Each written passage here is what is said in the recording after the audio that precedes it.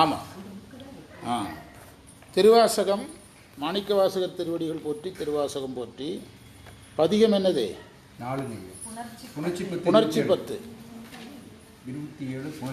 ஆமாம், புணர்ச்சி 10 படிக்கணும், அப்படித்தானே? ஆமாம், அதில் 3வது மந்திரம் பார்த்துருக்கோம். புணர்ச்சி 10ல் 3வது மந்திரம் விளக்கம் பார்க்கணும். அதற்கான பொருள் என்ன பார்த்துருக்குறோம்னா, அயன்மால் உலகை அளந்தது, அவர்கள் அஞ்சச் செய்தது சொல்கிறாரு. சிவன் மேலே எனக்கு விருப்பம் இல்லைங்கிறார் மாணிக்கவாசகர். விருப்பிலேனே, பயங்கரமான வார்த்தை. விருப்பிலேனேங்கிறாரு. என்னை அடிமை கொண்டாங்கிறாரு. எனக்கு நீ மருந்துங்கிறாரு. ஒளியால் செதுக்கப்படாத மணி போன்ற உன்னை நான் என்று அடைவதுங்கிறாரு. அடைந்து மிகும் இன்பம் ஊறுகின்ற அன்பர் முன்னே அடியவர்களுக்கு முன்னால் உன்னை போற்றணுங்கிறாரு. வாசனை பொருந்திய பூக்களை உனக்கு தூவ வேண்டும் என்று சொல்கிறார். அந்த மந்திரத்தினுடைய பொருளை நாம் பார்க்கலாம். இந்த மந்திரம் புணர்ச்சி 10 என்கிற தலைப்பில் வருது. இறைவனோடு ஒன்றுதலுக்கு விரும்புதல். பிற்காலத்தில் அதை அத்வைதத்திற்கான இலக்கணம்னு சொன்னாங்க. அத்வைதத்திற்கான இலக்கணம் என்று அத்வைதத்திற்கான இலக்கணம் இந்த மந்திரம் முழுவதும் சொல்லப்படுது. அத்வைதம்னா என்னன்னு கேட்டால் இந்த பதியத்தை பேசினா போதுன்னு அர்த்தம். அத்வைத இலக்கணம். அத்வைதம்னா என்னதுன்னா, ஆன்மாவும் இறைவனும் ஒன்றுதல். ஒன்றுதல் என்பதை விட ஒன்றி இருப்பதை உணர்தல். ஒன்றி இருப்பதை உணர்தல். இந்த 3வது மந்திரத்தில் அயன்மால் தேடிய செய்தியை சொல்கிறாரு. அதை இந்த இடத்தில் மாணிக்கவாசகர் சொன்ன காரணம், இந்த அயன்மால் நிலையில் இருந்தோம்னா நம்ம இறைவனோட ஒன்ற முடியாதுங்கிறது தான் அவர் சொன்னதுக்கு காரணம். இப்போ நம்ம பேசுனது தான் முனைப்பு. அவங்களுக்கு என்னது தான் முனைப்பு, அறியாமையும் முனைப்பும். அறியாமை இருப்பவர்கள் இறைவனை புணர முடியாது. முனைப்பு இருப்பவர்கள் இறைவனை புணர முடியாது. விரும்புதல்ங்கிறது வேற, தேடுதல்ங்கிறது வேறு. வெறும் தேடுதல் இறைவன் கிடைக்க மாட்டார்னு நம்ம ஆதீன புக்கில் இருக்குது. விரும்பி தேடுதலில் தான் இறைவன் கிடைப்பார். அப்பர் சுவாமிகள் தேடி கண்டு கொண்டேன்னு சொன்னாலும் பொருள் நாம் எப்படி எடுத்துக்கணும்னா, விரும்பி தேடி கண்டு கொண்டேன்னு எடுத்துக்கிடணும்.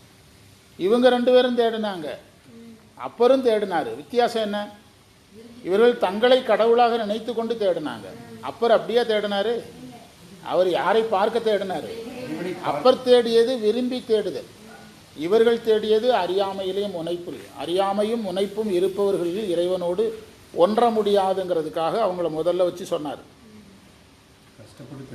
ஆமாம், தன்னை விருப்பம் இல்லாதவன் என்று சொன்னது அவருடைய ஆன்ம சுத்தி நிலை.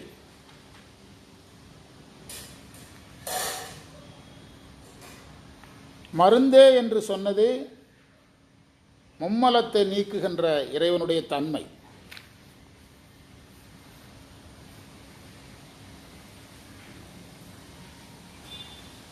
அன்பர்களோடு நான் இருக்க வேண்டும் என்று சொன்னது சங்கமத்தை சொல்லுவதற்காக. இந்த குருலிங்க சங்கமத்தில் ஒன்றா வலியுறுத்தி சொன்னால் நம்ம 3 எடுத்துக்கிடணும். குருலிங்க சங்கமத்தில் 1 சொன்னால் எத்தனை எடுத்துக்கணும்? 3 எடுத்துக்கணும். அடியவர்களோடு என்று சொன்னது சங்கமத்தை சொல்லுவதற்காக. அந்த அடியவர்களுக்கு முன்னால் நான் வந்து உன்னை புகழ வேண்டும், உனக்கு மலர் தூவ வேண்டும்னு சொல்கிறார். அதற்கு என்ன பொருள்னா, திருக்கூட்டம்தான் நம்முடைய சாதனத்தை நமக்கு ஞாபகப்படுத்தி கொண்டே இருக்கும். திருக்கூட்டம் தான் நம்முடைய சாதனங்களை நமக்கு நினைவூட்டி கொண்டே இருக்கும். அதை மாணிக்க வாசகர் குறிக்கொள்கைன்னு ஒரு இடத்துல சொல்கிறார். குறிக்கொள்கை என்று நின் தொண்டரில் கூட்டாய். முடிஞ்சது, அந்த ஒரே வரியில் எல்லாம் முடிஞ்சுது. குறிக்கொள்கை என்று நின் தொண்டரில் கூட்டாய். நீங்கள் குறிக்கோளில் நிற்கணும்னா தொண்டர்கள் கூட இருக்கணும். உங்களுக்கு சதா காசு ஞாபகத்தில் இது இருக்கணும் அப்படின்னா காசு சம்பாதிக்கிறவங்க கூட தானே இருக்கணும். சாமியார்கள் கூட சுற்றினா காசு ஞாபகம் வருமா? இடையராது பணம், துட்டு, காசு, செக்கு, பேங்க்குன்னு ஞாபகம் வரணும்னா அதே மைண்ட் செட்டிங்கில் இருக்கிறவங்க கூட நம்ம என்ன செய்யணும்? இருக்கணும். அப்போ நீங்கள் வந்து பூஜை, இறைவனை புகழ்தல், தியானம், யோகம், ஞானம்னு இருக்கணும்னா யார் கூட இருக்கணும்?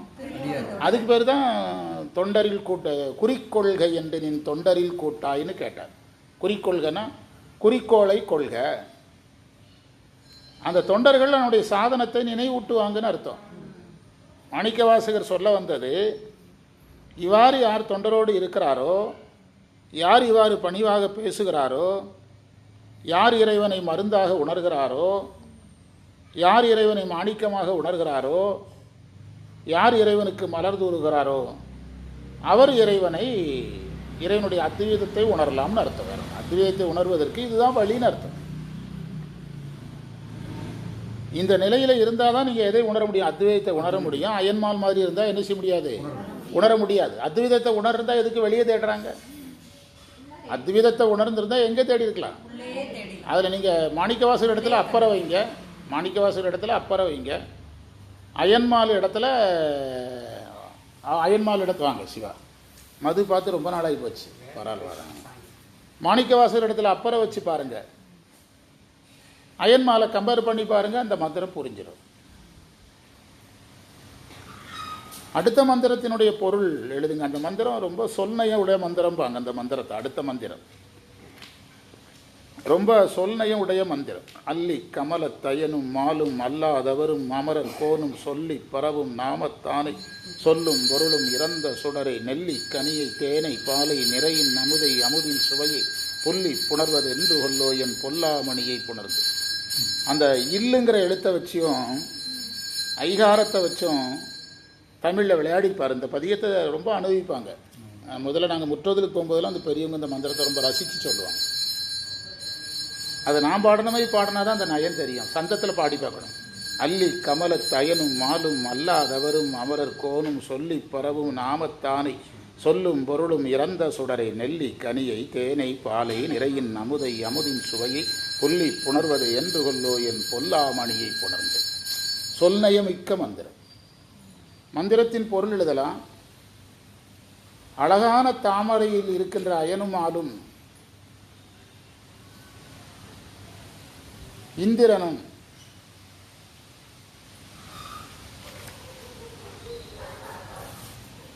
துதிக்கின்ற பெயர் உடையவன் இறைவன்.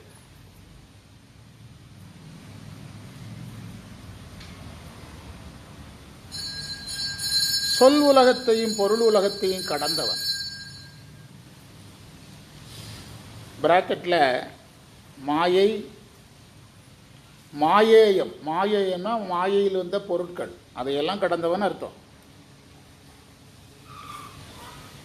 ஒளிவடிவானவன். நெல்லிப்பழம், தேன், பால், அமுதம், அமுதத்தின் சுவை போல் இனிப்பவன்.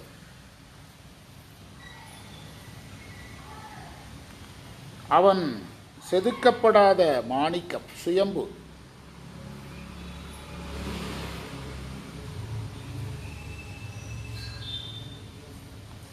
அவனோடு அத்வைதத்தை உணர்வது என்று கேட்கிறார். அல்லி என்ற சொல்லுக்கு தாமரையின் அக இதழ் என்று அர்த்தம்.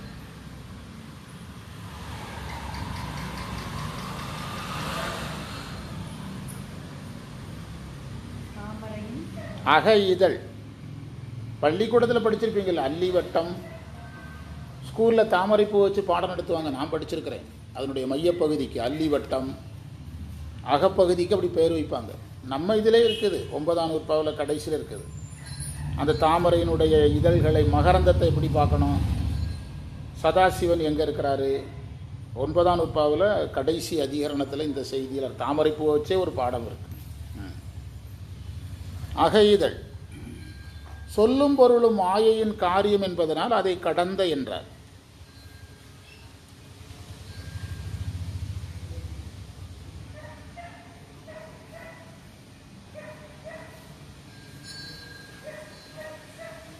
எத்தனை பொருள் சொல்றாருன்னு கேட்கிறார் ஆசிரியர்.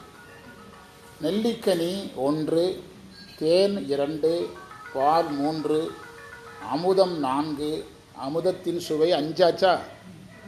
அதுக்கு அழகாக சொல்லியிருக்கிறாரு. நெல்லிக்கனியை சரியையில் வைக்கணுமா, தேனை கிரியையில் வைக்கணுமா, பாலை யோகத்தில் வைக்கணுமா, அமுதத்தை ஞானத்தில் வைக்கணுமா, ஞானத்தின் பயனை ஞானத்தில் ஞானத்தில் வச்சு பார்க்கணுமா. உரையாசிரியரே எல்லா வேலையும் முடிச்சிட்டார்.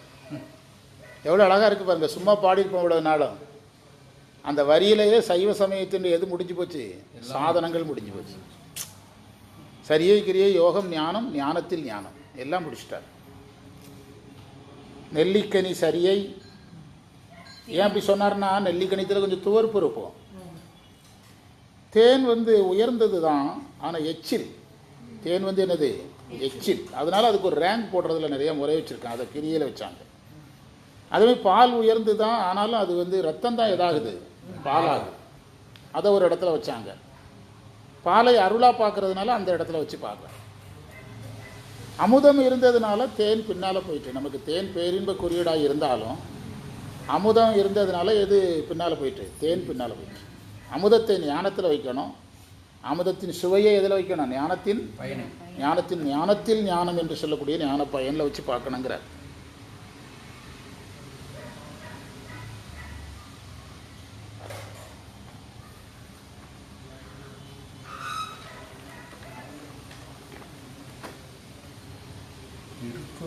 அதாவது இறைவன் இன்பம் தருமுறை ஓமைகளால் சொல்லப்பட்டதுன்றார்.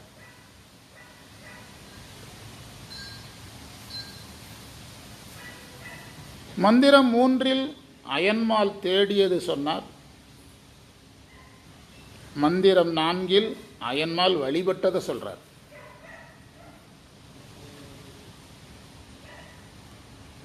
அயன்மால் வழிபட்டதை சொல்றார்.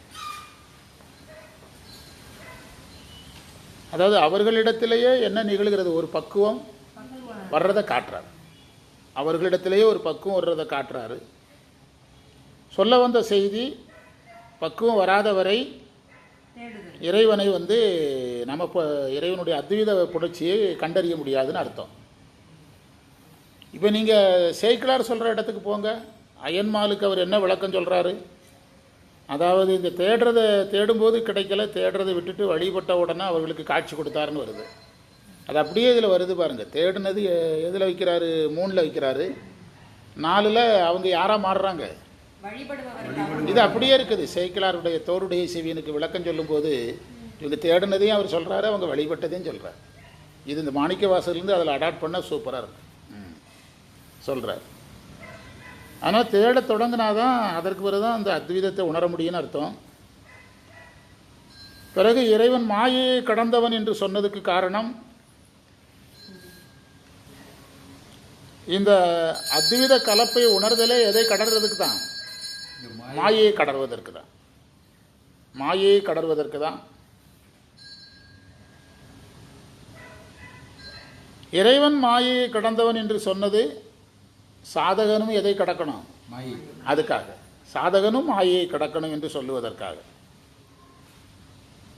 சாதகன் மாயையை கடக்காதவரை என்ன ஏற்படாது? எதை இறைவனை அடைய முடியாது. 2 பேருக்கு தடை என்னது? மாயை தான். 2 பேருக்கு தடை 36 தத்துவங்கள் தான். தத்துவத்தை கடக்கிறதுக்கு தான் அவர் இறைவன் 36 தத்துவத்தை கடந்தவர்னார். சொல்ல வந்த செய்தி என்னன்னா, நீ என்ன செய்யணும்? கடந்தாதான் பார்க்க முடியுங்கிறதுக்காக அதை சொல்லுகிறார். பிறகு இந்த நெல்லிக்கனிக்கு சொன்ன விளக்கம் சூப்பராக இருக்குது, நல்லா சொல்லியிருக்கிறார். மற்ற செய்தியெல்லாம் இல்லை, ரெகுலராக வர்ற செய்தி தான். இந்த அளவில் நிறைவு செய்வோம். சிவாய நம. திருச்சிற்றம்பலம். பிழைத்தவை பொறுக்கையெல்லாம் பெரியவர் கடமை போற்றி இன்று நமக்கு கிடைத்த சிறப்புகளை எல்லாம் நம் குருநாதர் சம்பந்த சரணாலடிகள் திருவடிகளில் எண்ணமலர்களாக சமர்ப்பித்து எதியமை பணிகளும் ஆறுதி கேட்ப எம்பெருமான் வெள்ளி எழுந்திரனை நாளைய பணி நோக்கி செல்வோம். சிவாய நம. சிவாய நம. மது வேலை மாலை நேரத்தில் வந்துருதா?